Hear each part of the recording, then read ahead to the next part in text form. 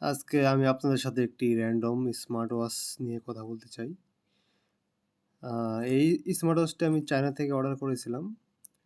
আ quantity না, শুধু ১ থেকে ২ পিসের মতো অর্ডার করা হয়েছিল এবং এটির সাথে T800 আল্ট্রা স্মার্ট ওয়াচটিও অর্ডার করা হয়েছিল।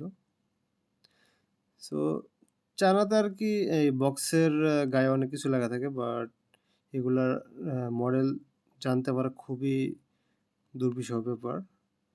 বাট এটাকে আপনারা T800 আল্ট্রা 2 হিসাবে ধরতে পারেন।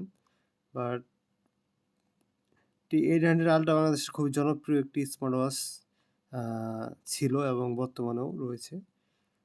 বাট এটির ডিসপ্লে একটু বড়, সেজন্য দেখতে আরও বেশি ভালো লাগে এবং বেশি প্রিমিয়াম দেখতে, এবং ব্যবহার করে একটু মজা পাওয়া যায় আরকি।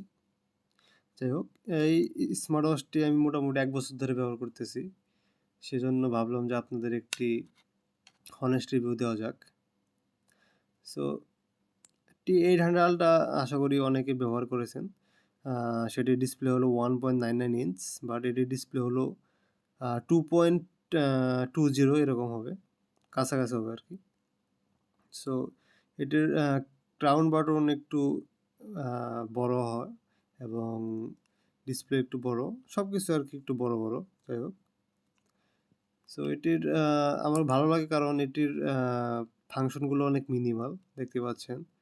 এই টপ বাটনেই সব ফিচার দেওয়া আছে। এখান থেকে ব্রাইটনেস কন্ট্রোল করা যায় এবং বিভিন্ন ফিচার রয়েছে, এবং চার্জ ব্যাকআপ একটু কম থাকে যেহেতু ডিসপ্লে বড়। বাট একটা ভালো জিনিস হলো এটাতে ডায়নামিক আইল্যান্ড রয়েছে। সো যখনই স্মার্ট ফোনের সাথে কানেক্ট করবেন অ্যাপের মাধ্যমে, তখন নোটিফিকেশনগুলো আইফোনের মতো যে ডায়নামিক আইল্যান্ড থাকে এখানে শো করবে। এটি অনেকদিন হলো মোবাইলের সাথে কানেক্ট করা হয় না, বাট প্রথম আরকি কানেক্ট করা হয়েছে, বাট এখন আর ওরকম কানেক্ট করতে ভালো লাগে না। জাস্ট এমনি নরমাল ওয়াচের মতো ব্যবহার করা হয় এবং সময় দেখতে ব্যবহার করা হয়। এটির অনেকগুলো ফিচার বিদ্যমান। এটা এই ক্রাউন বাটনে ক্লিক করা হলেই সব ধরনের মোড চলে আসে, বাট এগুলো প্রথম ছাড়া কেউ ব্যবহার করে না। আপনি চাইলে এই মেসেজ দেখতে পারবেন, বিভিন্ন অপশন করতে পারবেন। এটিতে আরও বিভিন্ন ফিচার রয়েছে। বাট এটা আমার ভালো লাগছে কারণ এটির ডিসপ্লে বড় এবং ডায়নামিক আইল্যান্ডটা এক্সট্রাভাবে দেওয়া আছে। আর বাকি সবকিছুই